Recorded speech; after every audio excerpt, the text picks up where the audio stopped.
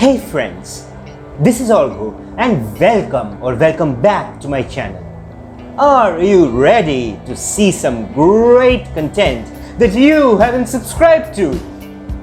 We have all seen those videos talking about evidence-based study tips. But what no one talks about is how to properly plan and schedule your studies. Tracking how much you have studied over a period of time can be an eye-opener sometimes, as we often indulge in meaningless procrastination. Long hours of experimentation has led me to develop an effective study planning strategy, which I am now going to share with you because I'm nice. This video will basically be divided into 3 segments. In the first segment, I will explain how to employ the histogram ogive method to properly track how much you have studied in a week. Secondly, I will talk about the importance of writing down what you want to accomplish in a day on a piece of paper, aka making a to-do list. Lastly, I will explain how I have effectively employed the above methods in tracking my studies and how you can too. So stay tuned.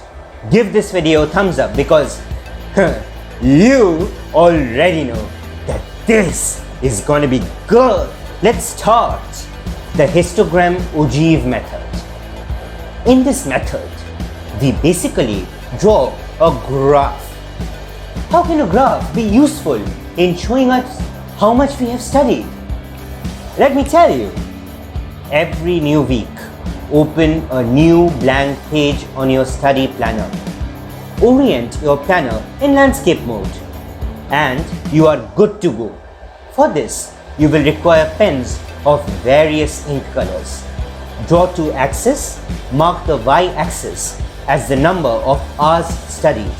Note that this time should be solely your personal study time and should not include the time spent in attending online classes. This will help you to track how much you have studied. On the x-axis, mark days of the week as I have shown on the screen. Measure how much you have studied on a particular day with a Pomodoro timer.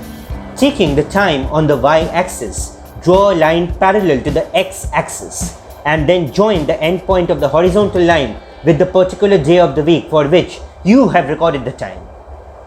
Repeat this process for the rest of the days. You will end up with a histogram. Then join the midpoints of the histogram with straight lines as I have shown with the red line. If your red line shows many sharp peaks and lows, then you can understand that you have not been consistent. For example, according to this graph, I have been consistent in the first half of the week, but slightly inconsistent in the latter half of the week. This shows me that I have to work extra hard next week and flatten the red curve. Practicing this week after week can help you to analyze whether you are consistent.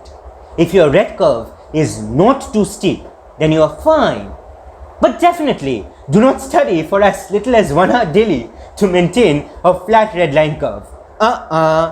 You should study for a minimum of 3 hours in a day. Keep that in mind. Will you try this method? Let me know what you think in the comments. Okay, so moving on. To-do lists. Secondly, I would like to focus on the importance of to-do lists. Imagine that you are sitting idly and watching the television on an unproductive day. You suddenly remember about that assignment that you need to submit in 2 days. What do? You just tell yourself that you will just do it the next day. Having a list of things that you need to complete in a day may trigger your fight or flight response. And you may suddenly feel the urge to complete your pending work, or at least a portion of it. Look at it this way. Something is always better than nothing. You can eke out a tiny bit of productivity on an otherwise unproductive day by just reinforcing to your brain that you do have some tasks that you need to complete. It has often worked for me. You do not need to schedule your tasks. Feel free to do a particular task anytime you want, but do not switch to another task before completing the previous task. Do you need to work extra hard? Analyze how much portion of the tasks you have completed, and you will have your answer. Sometimes I have seen people become overambitious.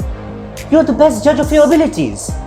Jotting down unrealistic targets will only lead to depression and a sense of failure, because you won't be able to achieve those unrealistic targets day after day. We definitely do not want this. We want this process to be a positive influence on our studies. It should not cause sadness or make us feel dejected. So then, how to apply the methods we have discussed? The final question. The correct way to apply these would be to use these long term and use the method of averages. We all have those unproductive spells in our lives. So, we can have a bad week. It is our duty to make the next week an effective one. Not completed your tasks for the day? Good! We will finish it the next day. This should be our attitude. Effective planning and powerful positivity will eventually help us tide over any adversity, and we will get things done. So, what do you think about these tips? Were they helpful? Comment below. I would love to hear from you. Also, don't forget to give this video a thumbs up. Yes! Give this a thumbs up. Did you understand what you have been missing? Yes! It's my upload notifications. So consider subscribing to my channel and turn on those notifications. Join my notification squad.